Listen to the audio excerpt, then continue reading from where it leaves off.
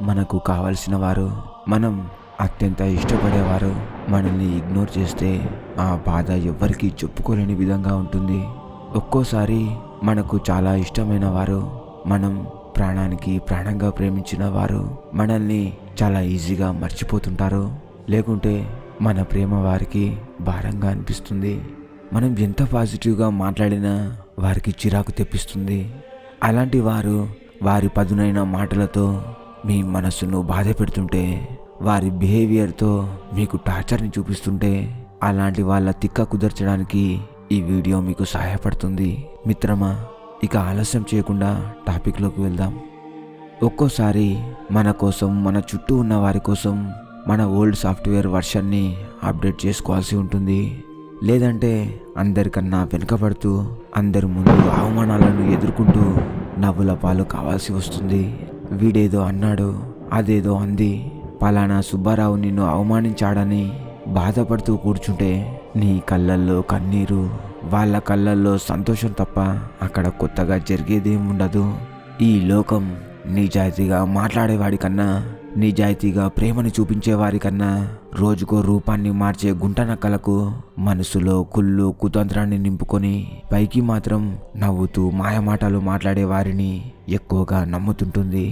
ఒక్కోసారి మనకు నచ్చిన వారిని మన దారిలోకి తెచ్చుకోవడానికి, మన మాట వినేలా చేసుకోవడానికి కాస్తంత నీ నిజాయితీని, అమాయకత్వాన్ని, మంచితనాన్ని పక్కన పెట్టి నీ ఓల్డ్ వర్షన్ని అప్డేట్ చేసుకోవాల్సి వస్తుంది.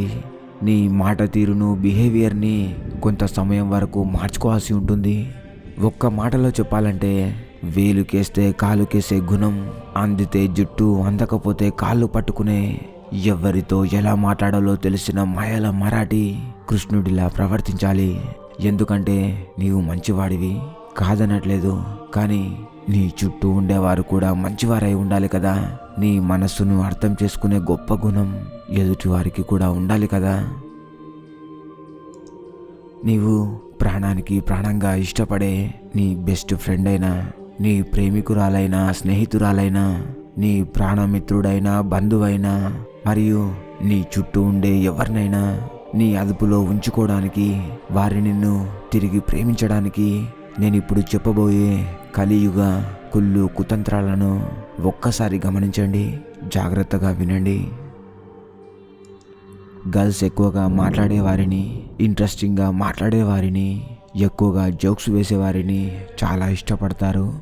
ప్రతి ఒక్కరూ కడుపులో నుండి బయటకు రాగానే, ఈ ప్రపంచాన్ని చూడగానే తమలోని భావాలను మాటల రూపంలో చెప్పలేకపోతారు. ఎదిగే కొద్దీ కొద్ది కొద్దిగా మాట్లాడడం నేర్చుకుంటారు. నిజానికి ఎదుటి వారితో మాట్లాడడం అనేది ఒక కళ. చాలామందికి ఎవరితో ఎలా మాట్లాడాలి, ఎక్కడ ఎలా మాట్లాడాలి, ఎంత మాట్లాడాలో తెలియదు. ఇలా తెలియకపోవడం వల్ల ఎదుటి వారికి మన మాటలు ఇంట్రెస్టింగ్గా అనిపించకపోవచ్చు. ఏదైనా ఒక కాన్వర్జేషన్ ఇంట్రెస్టింగ్గా ఉండాలంటే మనకంటూ ఒక టాకింగ్ స్టైల్ ఉండాలి. ఈ టాకింగ్ స్టైల్ని ఎప్పుడు ఇంప్రూవ్ చేసుకోవాలంటే, ఖాళీ సమయం దొరికినప్పుడల్లా కొత్త కొత్త మాటలను, ఊత పదాలను, ఎదుటి వారికి నవ్వు తెప్పించే మాటలను, ఎదుటి వారిని మౌనంలో పడేసే మాటలను, ఏ మాటకు ఏ మాట సమాధానం చెప్పాలో, ఎలా ఇంప్రూవ్ చేసుకోవాలో, ఎదుటి వారితో అట్రాక్టివ్గా ఎలా మాట్లాడాలో ప్రశాంతంగా ఆలోచించాలి. ఆలోచించిన తర్వాత సమాధానాలను ఒక నోట్స్లో రాసుకొని ఇతరులతో, నీ ఫ్రెండ్స్తో, కుటుంబ సభ్యులతో మాట్లాడేటప్పుడు నీ మాటలను ఇంప్లిమెంట్ చేయాలి. ఫలితం ఏ విధంగా ఉందో చూసుకుంటూ ఇంకా డోస్ని పెంచుకుంటూ పోవాలి. ఇలా చేయడం వల్ల నీ చుట్టూ ఉండేవారే కాక నీకు నచ్చిన వారు కూడా నీకు అట్రాక్ట్ అవుతూ వస్తారు. అందరి గర్ల్స్ మనస్తత్వం ఒకేలా ఉండదు. కొందరు నీ చదువుకు అట్రాక్ట్ అయితే, కొందరు నీ డబ్బుకు అట్రాక్ట్ అవుతారు. కొందరు నీ డ్రెస్సింగ్ స్టైల్కి అట్రాక్ట్ అయితే, మరికొందరు నీ మాట తీరుకు, అమాయకత్వానికి, మాస్ బిహేవియర్కి అట్రాక్ట్ అవుతూ ఉంటారు. కానీ అబ్బాయిలు మాత్రం ఏ కర్రీ వండినా కామన్గా ఉపయోగించే ఆనియన్స్లా అందరి బిహేవియర్ ఆల్మోస్ట్ ఒకేలా ఉంటుంది. అమ్మాయి కనిపించగానే నీ మంచితనాన్ని, నీ అమాయకత్వాన్ని, నీ నిజాయితీని కాస్తంత పక్కన పెట్టి మొదట అమ్మాయికి ఏ కేటగిరీ పర్సన్స్ అంటే ఎక్కువగా ఇష్టపడుతుందో ఒక్కసారి గమనించు. ఎలా అంటావా? చాలా సింపుల్. తన చుట్టూ ఉండే ఫ్రెండ్స్ని ఒక్కసారి గమనిస్తే ఆల్మోస్ట్ తన బిహేవియర్ ఏంటో 60% చెప్పేయవచ్చు. తన బెస్ట్ ఫ్రెండ్స్ ఎవరో తెలిస్తే 90% తన మనస్తత్వాన్ని తెలుసుకోవచ్చు. ఇలా ఒక అమ్మాయిని తెలుసుకోవడానికి చాలా రకాల పద్ధతులు ఉంటాయి. కానీ సమయం లేనందువల్ల ఇప్పటికైతే కొన్ని ఇంపార్టెంట్ మరియు ఇంట్రెస్టింగ్ విషయాలను వినండి. రోగం ఏదో తెలిస్తే ఆ రోగానికి సరైన మందునిచ్చి ఆ రోగాన్ని నయం చేయవచ్చు. అలాగే ఒక అమ్మాయి యొక్క బిహేవియర్ ఎలాంటిదో నీవు తెలుసుకోగలిగితే ఆ అమ్మాయితో ఫ్రెండ్షిప్ చేయడం లేదా ఆ అమ్మాయితో ప్రేమను కొనసాగించడం చాలా ఈజీగా మారుతుంది. కాదని నేను ప్రేమించిన అమ్మాయి అందరిలా మంచిదే అని అమాయకురాలే అనుకొని తన గురించి ఏమాత్రం తెలియకుండా తనతో నీకు నచ్చినట్టుగా ప్రవర్తిస్తే మాత్రం నీవు జీవితాంతం గుర్తుంచుకునేలా పెద్ద గిఫ్టే ఇచ్చి నీ జీవితం నుండి వెళ్ళిపోతుంది. ప్రేమ అనేది 2 రకాలుగా ఉంటుంది. ఒకటి నిజమైన ప్రేమ అయితే రెండవది రొమాంటిక్ మరియు లస్ట్తో కూడుకున్న ప్రేమ అయి ఉంటుంది. ఒక అమ్మాయి నిజంగా నిన్ను ప్రేమిస్తే, నిన్ను నిజాయితీగా నమ్మితే ఈ లోకాన్ని మర్చి స్నేహితులు, కుటుంబం, ఇరుగు పొరుగు వారిని మరిచి ప్రేమ అనే లోకంలోకి నిన్ను తీసుకెళ్తుంది. ఇలాంటి అమ్మాయి నన్ను ప్రేమించే వ్యక్తి ఉన్నవాడా పేదవాడా, చదువుకున్నవాడా చదువు లేనివాడా, జాబ్ చేస్తున్నాడా జాబ్ చేయట్లేదా అని చూడదు. ఒకవేళ పెళ్ళైతే నన్ను బాగా చూసుకుంటాడా లేదా అనే భయం లేకుండా నీతో ప్రేమలో మునిగిపోతుంది. అదే నిజాయితీగా ప్రేమించినది ఒక అబ్బాయి అయితే ఆ అమ్మాయి లేని జీవితం నరకంగా భావిస్తారు. తాను ఎంత దూరంలో ఉన్నా, ఏ చోట ఉన్నా తన ఊహల్లోనే తన జ్ఞాపకాలతోనే బ్రతికేస్తుంటారు. ప్రేమించిన వ్యక్తి మనస్ఫూర్తిగా నవ్వుతూ పలకరించినా లేదా చూసినా ఆ రోజంతా ఏదో తెలియని ఆనందానికి గురవుతారు. కానీ రొమాంటిక్ ప్రేమలో కానీ లస్ట్తో కూడుకున్న ప్రేమలో కానీ ఇవన్నీ ఉండవు. కేవలం ఫిజికల్గా దగ్గరైనప్పుడు మాత్రమే, తాను పక్కన ఉన్నంత వరకు మాత్రమే లేదా తన కోరిక తీరేంత వరకు మాత్రమే తనపై ప్రేమ వ్యామోహం కలుగుతాయి. ఇలాంటి ప్రేమ కేవలం కొన్ని నెలలు లేదా సంవత్సరాలు మాత్రమే ఉంటుంది. ఒక్కసారి ఏ ఒక్కరి కోరిక తీరినా లేదా తనకన్నా అందమైన వ్యక్తి పరిచయమైనా మిమ్మల్ని కొద్దిగా అవాయిడ్ చేస్తూ, మీరు అసలు ఇంతకుముందు పరిచయమే లేదన్నట్టుగా, మీరేదో క్షమించరాని తప్పు చేసినట్టుగా చూస్తూ నీ మనస్సును నిరంతరం బాధ పెడుతూ అసహ్యించుకుంటారు. ఇలాంటి ప్రేమలో ప్రేమిస్తున్న వ్యక్తితో మాట్లాడుతూ మరో వ్యక్తి వైపు చూస్తూ మధ్యలో ఇంకొకరిని ఊహించుకుంటూ చివరికి ఎవరినో ఒకరిని పెళ్లి చేసుకుంటారు. ఇలాంటి వారికి ఊర్లో తిరిగే కుక్కలకు ఎలాంటి భేదం ఉండదు. ఈ రకం వారిని ఎవరైనా తన ఆస్తితో, అందంతో, తెలివితో, మాయమాటలతో కానీ చాలా ఈజీగా మోసం చేయవచ్చు. ఇలాంటి వారికి ఇంటి దగ్గర ఒక లవర్, కాలేజీలో ఒక లవర్, బస్ స్టాండ్లో ఒక లవర్ మరియు బంధువులలో ఒక లవర్ని మెయింటైన్ చేస్తూ ఉంటారు. ఇలాంటి వారి ప్రేమలో గనక మీరు చిక్కుకుంటే మీ జీవితం కుక్కలు చింపిన విస్తరాకులా మారుతుంది. అందువల్ల ఈ రకమైన వారిని వీలైనంత తొందరగా గుర్తించి వీలైనంత దూరంగా ఉంటే నీకు నీ జీవితానికి మంచిది. లేదంటే ఎవడో వాడి పడేసిన ప్లేట్లో నీ జీవితాంతం భోంచేయవలసి ఉంటుంది. పొరపాటున ఒకవేళ ఇలాంటి వారిని మీరు ప్రేమిస్తే వీరితో ఎలాంటి చిన్న చిన్న రొమాన్స్లు చేయకుండా, నేను నిన్ను నిజాయితీగా ప్రేమిస్తున్నాను, నా ప్రాణానికి ప్రాణంగా ప్రేమిస్తున్నాను, నీవు లేకుండా ఈ జీవితాన్ని ఊహించుకోలేను అనే బోరింగ్ డైలాగ్స్ కొడితే వీడు పెద్ద నసగాడిలా ఉన్నాడని, తగులుకుంటే విడిపించుకోవడం కష్టమని మరియు బోరింగ్ పర్సన్లా ఉన్నాడని, వీడిని ఎంత తొందరగా వదిలించుకుంటే అంత మంచిదని మిమ్మల్ని కొద్దిగా తన మాటలతో చేష్టలతో దూరం చేయడానికి ప్రయత్నిస్తుంది. ఎందుకంటే తాను నిన్ను ప్రేమించింది చిన్న చిన్న అవసరాలను తీర్చుకోవడానికి, ఏదో టైంపాస్కే కానీ నిన్ను నిజాయితీగా ప్రేమించి పెళ్లి చేసుకోవడానికి కాదన్న విషయం గుర్తుకు పెట్టుకో.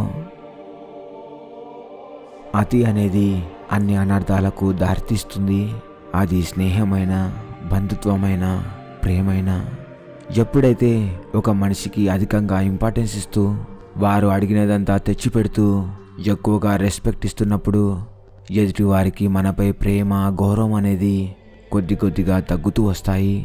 ఎలాగైతే తీపిని ఎక్కువగా తింటూ ఉంటే ఏదో ఒక స్థాయిలో ఏదో ఒక సమయంలో ఆ తీపి చేదుగా మారిపోతుంది. సరిగ్గా ఇదే విధంగా ఒక మనిషిపై కావాల్సిన దానికన్నా ఎక్కువ ప్రేమను చూపిస్తున్నప్పుడు ఆ వ్యక్తికి ఎప్పుడూ అలసుగానే కనిపిస్తావు.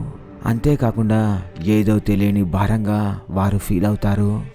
ఎప్పుడైనా ఒక వ్యక్తిని మీరు ఆరాధిస్తున్నప్పుడు లేదా ప్రేమిస్తున్నప్పుడు లేదా ఆ వ్యక్తి యొక్క స్నేహాన్ని కోరుతున్నప్పుడు అతి ఉత్సాహానికి పోకుండా, అతి ప్రేమను చూపకుండా, ఎక్కువగా అందుబాటులో ఉండకుండా మరియు ఎక్కువగా చనువుగా ఉండకుండా మీ ఎమోషన్స్ని, నీ ఫీలింగ్స్ని లోపల కంట్రోల్ చేసుకుంటూ అతి చేయకుండా పాజిటివ్గా ప్రవర్తించండి.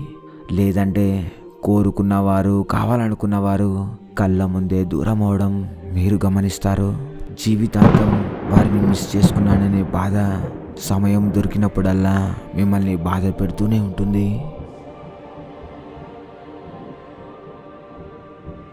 కొంతమంది ఆడవారు ఎక్కువగా అందరికన్నా పై స్థాయిలో ఉండేవారిని, ఎక్కువగా చదువుకునేవారిని, ఎక్కువగా డబ్బు సంపాదించేవారిని, మంచి డ్రెస్సింగ్ స్టైల్ ఉన్నవారిని, ఎక్కువగా నవ్వించేవారిని, శారీరకంగా మానసికంగా బలమైన వారిని ఎక్కువగా ఇష్టపడుతుంటారు. ఇలాంటి ఆణిముత్యాలు ఎదుటివారు మంచివారా చెడ్డవారా, నిజాయితీపరుడా అవినీతిపరుడా అని చూడరు. వారికి కావాల్సిందల్లా వారితో బంధం కానీ ఫ్రెండ్షిప్ కానీ ఏర్పడితే మా వాల్యూ ఏ విధంగా పెరుగుతుంది, అందరూ గ్రేట్ అనుకునే పర్సన్ని నేను లవ్ చేస్తే లేదా అతనితో ఫ్రెండ్షిప్ చేస్తే అందరూ నన్ను గొప్పగా చూస్తారని ఊహల్లో తేలిపోతుంటారు.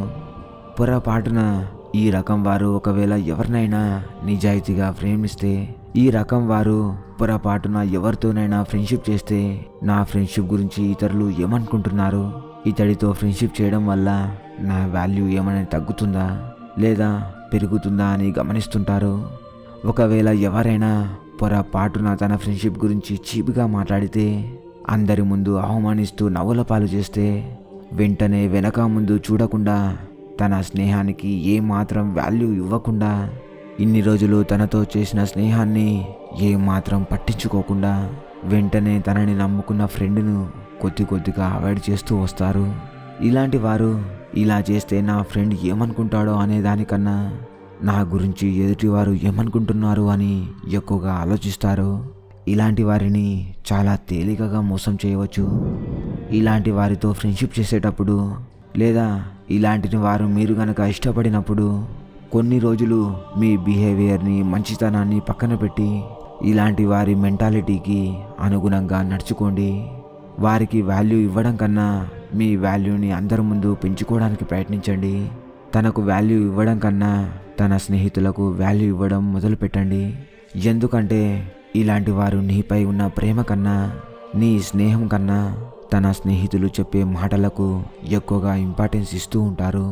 ఒకవేళ నీవు గనక తన స్నేహితులకు వాల్యూ ఇవ్వకుండా తనతో ఎంత పాజిటివ్గా ఉన్నా, తనను ఎంతలా నవ్విస్తూ ఉన్నా ఆఖరికి నిన్ను వదిలేయడం జరుగుతుంది.